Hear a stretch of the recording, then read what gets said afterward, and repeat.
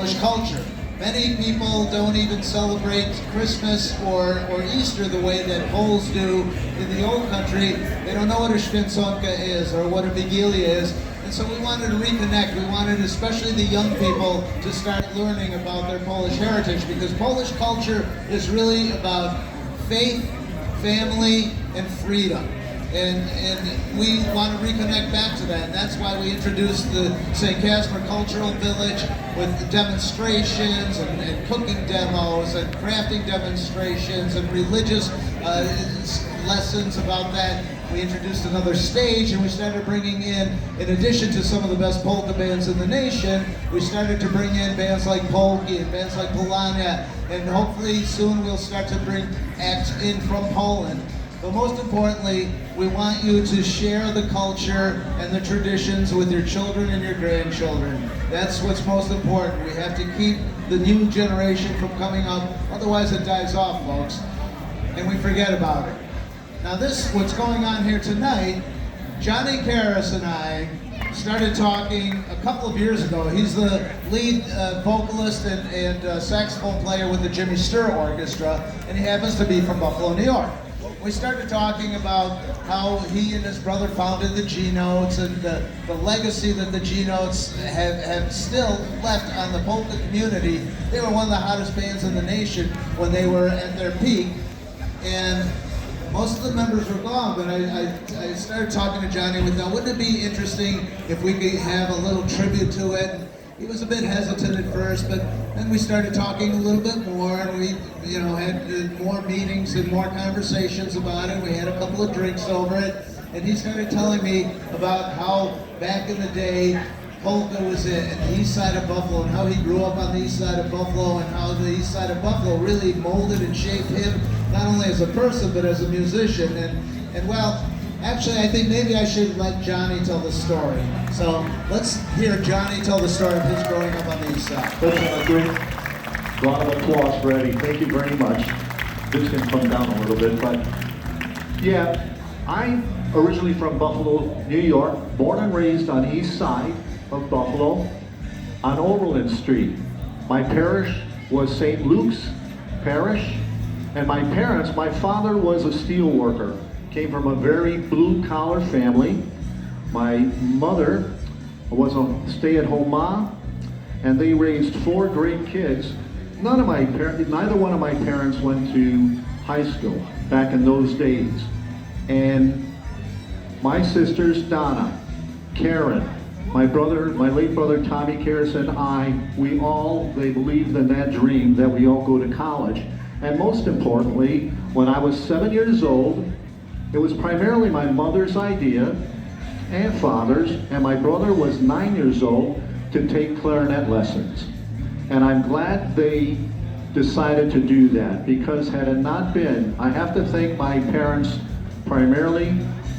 If it weren't for them, I would not be standing on that stage. So I want to dedicate this entire show to my parents for teaching me the values that I had, the family that I had, and I'm blessed to be here today because of that.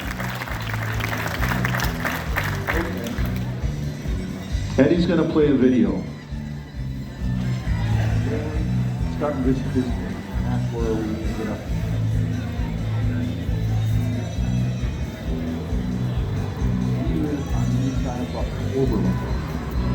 That's where I grew up as a kid. At the age of 7, my mother basically said, okay, Johnny, you're going to play clarinet, and my brother Tommy, I was 7, he was 9, he's going to play accordion. And I studied at what I would consider, it's a legendary music store, Edwin's Music Store on Broadway. And then my brother and I, as young kids, and I have fabulous pictures of he and I performing at Glen Park. They had a Sunday variety show, and it was called Mrs. Dunn's Stars of Tomorrow. I was out there playing my clarinet, singing, and doing my shtick. My brother on accordion, we had a drummer. It wasn't bad too, as a child. I opened my clarinet case, $1 here, $1 there, was really kind of cool. I started to self-study trumpet at the age of perhaps 13, 14. And Jerry Miasavage, who was our trumpet player with the Genotes, he taught me a lot on trumpet. So, and people may not realize the Genotes albums of the 70s, when Jerry was next to me on trumpet, he and I did a lot of trumpet work on recordings, and I would dub in a tenor, or vice versa. So the Genotes came to pass, the late 60s, the New Yorkers Orchestra, they were starting this band, and that's where we ended up with Jerry Miasavage, Gino Kurdzo, my brother Tommy, and then Hank Schakowsky became our drummer.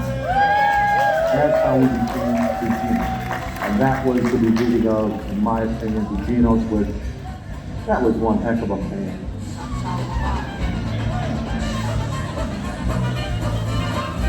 I molded the Genotes to combine what would, some call it honky, whatever, but I was a big fan of Bujelik, Connecticut Twins, one of the best ever.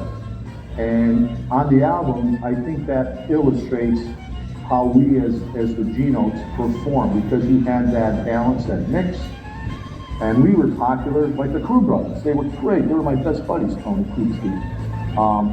To have that versatility to play different forms of music and play them well. There's been so many great memories, but as demonstrated today in Buffalo, my hometown, I miss it dearly. All the friends and people that you meet on the way, that is, you can't put a price tag on that. It's invaluable to see all these people, and they become, over the years, they become friends. And I think that's sometimes even more important than standing on stage performing with the people.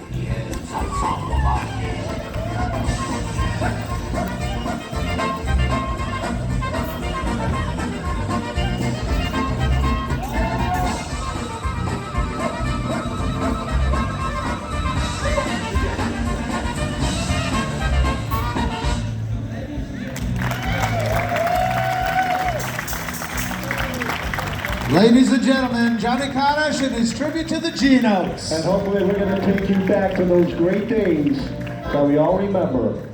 Chopin's, Warsaw Inn. I could go on and on when our music thrived in the city of Buffalo, New York on the east side. With that, ladies and gentlemen, raise your right hand. I remember Gino Kurdzo. We used to start every job with what we call the Polish Power Polka.